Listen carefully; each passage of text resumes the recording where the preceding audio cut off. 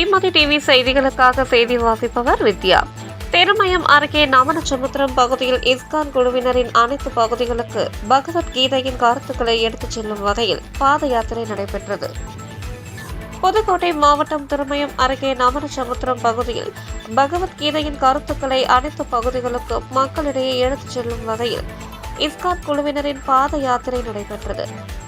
இந்த பாத யாத்திரையின் பொழுது பல்வேறு கோவில்களின் முன்பு கிருஷ்ணரின் பாடல்களை பாடினர். அகில உலக கிருஷ்ண பக்தி இயக்கம் எனப்படும் இஸ்கான் குழுவினரின் 2021 திருநெல்வேலியில் விழிப்புணர்வு பயணத்தை துவங்கி மதுரை, திருவண்ணாமலை, திருப்பதி, அரக்கோணம் வழியாக சென்று காஞ்சிபுரம் சென்றடைந்தனர்.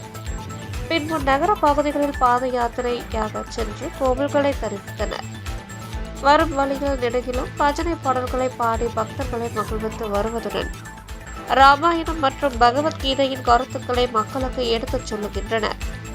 இவர்களுடன் குஜராத் மாநிலத்தில் உள்ள மாட்டு ரகமான காங்கிரேஜ் வகை மாடு இழுத்து வரக்கூடிய ரதத்தில் தத்ரூபமாக உருவாக்கப்பட்ட கிருஷ்ணரின் திருவுருவ சிலை வருகிறது.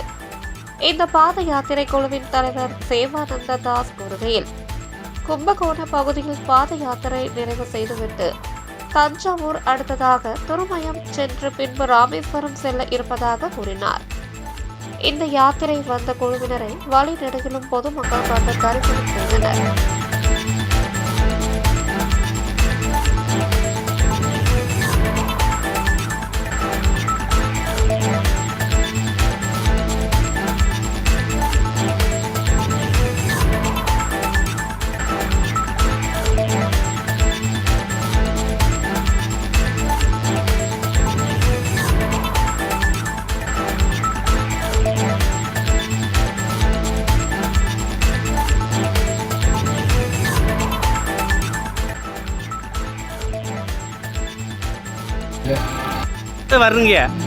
ஹரே கிருஷ்ணா. நாங்கள் வந்து ஹரே கிருஷ்ணா பக்தர்கள் இஸ்கான் இன்டர்நேஷ்னல் சொசைட்டி திருநெல்வேலியிலிருந்து மதுரை, ஸ்ரீரங்கம், திருப்பதி, காஞ்சிபுரம், சீர்காழி, சிதம்பரம், பெரிய கோயில், தஞ்சையிலேருந்து இங்கே வந்திருக்கோம்.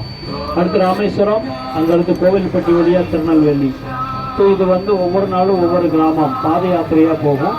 இங்கே இருக்கிறது சுவாமி பிரபுபாதா. இந்த உலகம் முழுவதும் கோயில் இருக்குது. ஸோ பகவத்கீதையை வந்து மக்களுக்கு கொடுக்கணும். ராமாயணம் பிரசாதம் எல்லாரும் ஹரே கிருஷ்ணா சொல்லுங்கள். இது கடவுளே சொன்ன விஷயம். மிக உயர்ந்த நன்மை அடையலாம். அதுதான் பண்ணிகிட்டு இருக்காங்க. ஹரே கிருஷ்ணா. இந்த அமைப்பு கிருஷ்ண பக்தி இயக்கம். ஹரே கிருஷ்ணா மந்திரம் சொல்லுங்கள்.